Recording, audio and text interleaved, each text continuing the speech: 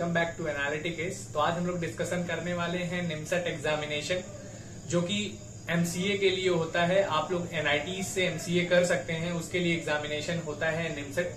तो उसके बारे में हम लोग डिस्कशन करने वाले हैं डिटेल में। और हमारे साथ है नितेश, जो कि अपना इंट्रोडक्शन देंगे। इनको क्यों बुलाया है इसको भी हम लोग समझ लेंगे क्यों बुलाया है। Hello everyone, I am Nitesh Yadav.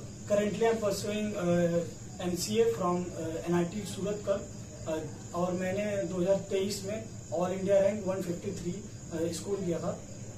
और मैं क्वेश्चन है कुछ, जैसा कि सिलेबस क्या रहता है, कितना कितना पोर्शन आता है मैथ्स का, कंप्यूटर का और इंग्लिश का, ये थोड़ा सा आप बता दीजिए। इसका सिलेबस होता है जो 4 पार्ट में बटा है। पहला है मैथमेटिक्स, जिसके 50 क्वेश्चन आते हैं। दूसरा आता है एप्टीट्यूड एंड लॉजिकल रीजनिंग, जिसके 40 क्वेश्चन आते हैं। और तीसरा होता है कंप्यूटर अवेयरनेस, जिसमें कंप्यूटर के बेसिक क्वेश्चन आते हैं, जो कि 20 क्वेश्चन होते हैं। और लास्ट जो है वो है इंग्लिश का, जिसके 10 क्वेश्चन आते हैं।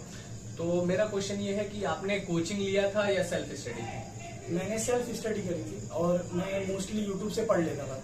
तो आपने अपनी प्रिपरेशन कब स्टार्ट करी थी? मेरी प्रिपरेशन ऐसी थी कि मैंने सेकेंड ईयर में शुरू करा था, बट कंसिस्टेंसी नहीं थी। तो जैसे मैं पढ़ता था, फिर 1-2 महीने नहीं पढ़ता था, फिर पढ़ता था कुछ दिन, कुछ महीने पढ़ के फिर छोड़ देता था। मैंने अपनी consistency I think last semester में शुरू करा और तब से मैं लगा रहा जब तक पेपर नहीं दिया। तो क्या एमसीए फॉर्म भरने के लिए यूजी में क्या क्राइटेरिया होता है? कौन कौन से सब्जेक्ट के लोग, कौन कौन से कोर्स के लोग फॉर्म को भर सकते हैं? आपके यूजी में बस कोई भी कोर्स हो, बट वो 3 साल का होना चाहिए और आपके यूजी में एक मैथ्स का सब्जेक्ट होना चाहिए। ओके। तो क्वेश्चन ये है कि आपने बताया कि आपने सेल्फ स्टडी करा था। तो सेल्फ स्टडी करने के लिए अगर कोई करना चाहता है तो वो कैसे स्टार्ट करे? जैसे किसी ने सिलेबस को डाउनलोड करा, फिर देखा कि क्या क्या है, तो आपने कैसे स्टार्ट करा था? मतलब कोई बुक खरीदी होगी, उसके बारे में थोड़ा सा बता दीजिए। इसके लिए अगर आपके पास बहुत कम टाइम है तो एक अरिहंट की आती है, जिसमें पूरी सारी चीजें होती है, मैथ्स और सारे चारों सब्जेक्ट्स होते हैं। और एक मैंने तो एक्चुअली आरडी शर्मा की ली थी, जिसमें बस मैं सिर्फ एग्जांपल्स करता था। और अगर आपका मैथ्स बहुत स्ट्रांग है, मतलब आपका बहुत सही रहा है, तो आप लास्ट के 6 मंथ में आराम से कर लेंगे। अगर आपका स्ट्रांग नहीं है, थोड़ा वीक है, तो आप अगर शुरू करेंगे सेकेंड ईयर से भी स्मूथली धीरे धीरे, तो आप अच्छा कर लेंगे। अगर कोई यूजी कर रहा है, मान लीजिए बीएससी के लोग भी करते हैं, बीसीए के लोग भी करते हैं, अगर कोई बच्चा फर्स्ट ईयर में है अभी, तो वो अपनी प्रिपरेशन को कैसे स्टार्ट करे, इसके बारे में आप थोड़ा सा ब्रीफ फर्स्ट ईयर में है तो अगर वो 2 घंटे भी दे रहा है स्टार्टिंग के, 1 घंटे 2 घंटे, तो स्मूथली कर ले जाएगा। मैं पहले आपको यही बोलूंगा कि आपको पहले मैथ्स कवर करना चाहिए, क्योंकि आपका अगर मैथ्स हो गया जो 600 नंबर का आता है 1000 में से, तो आपके और सब्जेक्ट इजिली हो जाते हैं। मतलब फर्स्ट ईयर और सेकेंड ईयर के लिए वो नॉर्मली अगर करता जाए 2 घंटे 3 घंटे पढ़ाई करे तो उसका आराम से हो जाएगा। और अगर वो थर्ड ईयर में है तो उसके लिए क्या करना पड़ेगा? कैसी मतलब किस स्पीड में उसको तैयारी करनी चाहिए? थर्ड ईयर में मैं बोलूंगा कि आपको पर डे 4 घंटे तो देने चाहिए, अगर मिनिमम 4 घंटे। और अच्छी बुक्स में आपको यही बोलूंगा कि आरडी शर्मा ऑब्जेक्टिव बहुत ही फेमस बुक है उसके लिए। जेईई मेंस का सिलेबस है मैथ्स का। क्वेश्चन ये है कि अगर मैथ थोड़ा सा किसी का वीक है, मतलब एक बंदे होते हैं एवरेज, एक थोड़ा सा अपर में होते हैं, मतलब उनको कुछ अच्छे से आता है, जैसे आपको आता था मैथ, और एक एवरेज और बिलो एवरेज बच्चों के लिए आप मैथ के लिए क्या सजेशन देना चाहेंगे? मैं बोलूंगा कि पहले आप देखिए, मतलब कि फर्स्ट ईयर से शुरू कर दीजिए। अगर आपको सेकेंड ईयर में पढ़ता है सेकेंड ईयर में, लेकिन अब थर्ड ईयर में तो आप कहीं ना कहीं कोचिंग कर लीजिए, वो आपके लिए बहुत ही बेनिफिशियल होगा। तो क्वेश्चन ये भी है कि मैथमेटिक्स के बारे में आपने बताया, कहाँ से बुक क्या करना है, एप्टीट्यूड और कंप्यूटर के लिए आप कुछ बुक सजेस्ट करना चाहेंगे? मैं आपको बोलूंगा कि आप टेस्ट सीरीज से कर लेंगे। और YouTube पे बहुत से वीडियोस पढ़े, बट कोई मतलब नहीं है। लेकिन अगर आप एप्टीट्यूड सबका ही सही होता है लगभग, अगर मैथ्स आपका सही है तो, अगर आपने थोड़ा बहुत भी मैथ पढ़ा है तो आप अगर टेस्ट सीरीज ही सॉल्व करेंगे तो आप इजिली कर ले जाएंगे। और अगर बीसीए से बंदा है, उसको कंप्यूटर का नॉलेज होगा, अगर वो बंदा बीएससी का है तो कंप्यूटर का कैसे कोर्स मतलब कंप्लीट करके क्वेश्चन कर पाएगा? एक्चुअली 20 क्वेश्चंस आते हैं जो कि बहुत ही बेसिक्स होते हैं, लाइक बीट रिप्रेजेंटेशन वगैरह, सीपीयू के बारे में बहुत ही बेसिक क्वेश्चन होते हैं, जो कि आप अगर सिर्फ आप वो भी बहुत उसमें क्वेश्चन होते हैं जो रिपीटेड होते हैं, प्रीवियस ईयर के होते हैं। अच्छा। अगर आप इजीली पढ़ेंगे तो आपको यूट्यूब पे मिल जाएगा, इम्पेटस गुरुकुल करके पढ़ाते हैं, बहुत ही अच्छा कंप्यूटर उन्होंने पढ़ाया है, मतलब वो निमसट का ही पढ़ाते हैं, उनका कंप्यूटर कर लो, वो बहुत अच्छा ही पढ़ाते हैं, उनसे आप कर सकते हैं। अच्छा, पढ़ाई हो गई, मान लीजिए आपने एक स्मूथ सा रोड मैप बताया कि कैसे कैसे करना है, आप लोग यूट्यूब से देख सकते हैं, आपने बुक बता दी। मुद्दा ये होता है कि बच्चा टेस्ट सीरीज कहाँ से बाई करे, कैसे पहचान करे कि यहाँ की टेस्ट सीरीज थोड़ी सी अच्छी मिल जाएगी हमें। और दूसरा क्वेश्चन ये है कि बच्चे जैसे ही टेस्ट सीरीज स्टार्ट करते हैं, मार्क्स कम आते हैं तो वो डिमोटिवेट हो जाते हैं, उसके लिए क्या करना चाहिए? मार्क्स की कोई वो नहीं है, और मैं टेस्ट सीरीज यही रिकमेंड करूंगा कि आप टेस्ट सीरीज कहीं से भी खरीदिए। लोग बहुत महंगा ही बेचते हैं, बहुत सस्ता ही बेचते हैं, तो मैंने खरीदी थी एस्पायर स्टडी से, जो कि बहुत ही सस्ती मतलब देते हैं, 3500 में मिल जाती है। तो आप जितना जल्दी खरीद लें उतना जल्दी आपके लिए सही रहेगा। और अगर आपके मार्क्स कम आते हैं तो ये मत देखिए कि मतलब कम आ रहे हैं, आप देते जाइए, इम्प्रूवमेंट करते जाइए। आपके ऐसे करते करते, जैसे मेरे भी ज्यादा नहीं आते थे, 500-550 स्टार्टिंग में, 500 600 के बीच में ही आते थे, फिर धीरे धीरे मेरे इंक्रीज होते गए, 600-650 700 ऐसे आने लगे थे।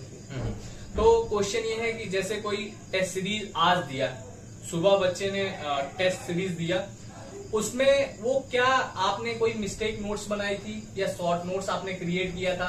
अगर शॉर्ट नोट्स बनाया था आपने तो कैसे बनाया था, सिलेबस कंप्लीट करने के बाद या फिर कैसे बनाया था? और मिस्टेक नोट्स का क्या यूज रहा है आपके इस एग्जामिनेशन में, कितनी इंपॉर्टेंस रही है, उसका थोड़ा एक्सप्लेनेशन कर दीजिए। मेरा है कि पहले मतलब मेरे 3 नोट्स थे, जिसमें से एक पहला नोट्स था जिसमें मैंने पूरी डिटेल्स में सारी चीजें लिखी थी, जो कि जब मैं पढ़ रहा था तब बनाया था पूरा अच्छे से। फिर दूसरी नोट्स थी बहुत शॉर्ट नोट्स, जो कि पेजेस पे मैंने A4 शीट्स पे लिखे थे, जितने भी इंपॉर्टेंट फॉर्मूले हैं, इंपॉर्टेंट कॉन्सेप्ट्स हैं, वो सब लिखे थे। और एक मेरी थी मिस्टेक नोट्स, जब कभी भी मैं मॉक दे रहा हूँ या फिर कोई क्वेश्चंस कर रहा हूँ जिसमें मेरी गलतियां मैं नोट करता था, उससे मेरे को बहुत इंप्रूवमेंट मिलता था, ताकि मैं वो नेक्स्ट जो गलती कर चुका हूँ उससे अगली मतलब मिस्टेक नोट्स में जैसे क्या हो गया, कोई क्वेश्चन आपने लगाया, फॉर्मूला आपको नहीं याद है, उसको नोट कर दिया, है ना, जो चीजें मिस्टेक हुई है, हाँ, जो मिस्टेक्स हुई उसको नोट कर दिया, ये सब चीजें कर सकते हैं। ठीक है, तो अभी हम लोगों ने इन सब बातों को डिस्कशन कर लिया है कि कैसे प्रिपरेशन करना है, इस सेल्फ स्टडी के बारे में हम लोगों ने डिस्कस करा। तो अब ये मेरा क्वेश्चन है कि आपका सिलेक्शन हो गया, सिलेक्शन के बाद जैसे यहाँ के बहुत काफी दूर है, कर्नाटक में है आपका सूरतकल, तो वहां पे यूपी या बिहार के जो काफी दूर के बच्चे जाते हैं, वहां पे जाने के बाद कैसे हॉस्टल वगैरह का मिलता है, एक ब्रीफ सा इंट्रोडक्शन करा दीजिए कि कैसे हॉस्टल मिलता है, कैसे कैसे जाना होता है, हल्का सा बस 2 मिनट का। यहाँ से मतलब आप जा सकते हैं फ्लाइट के थ्रू और ट्रेन के थ्रू भी जा सकते हैं, और जो वहां पे जाने के बाद आपको बहुत सारे आसपास में आपको लॉज मिल जाएगी जहां पर आप रुक जाएंगे, आपको वेरिफिकेशन के लिए बुलाया जाएगा, आप एक दिन में आपका वेरिफिकेशन हो जाता है, आपको हॉस्टल अलॉट हो जाता है। अच्छा, एक ही दिन में काम हो जाता है, मतलब बहुत ज्यादा परेशान होने की जरूरत नहीं पड़ती है, वहाँ पे काफी अच्छा माहौल रहता है। तो हम लोगों ने काफी सारी चीजें डिस्कशन कर लिया है कि कैसे पढ़ाई करना है और कैसे जाएंगे। आपने बता दिया कि लोन वगैरह लेके रह लेंगे, फिर वेरिफिकेशन वाले दिन आपको हॉस्टल अलॉट हो जाएगा। यहाँ तक का कहानी तो बहुत ही अच्छी रही। तो लोग NIT IIT जाते हैं प्लेसमेंट के लिए, जो कि बहुत ही ज्यादा इंपॉर्टेंट टॉपिक है आज के लेक्चर का।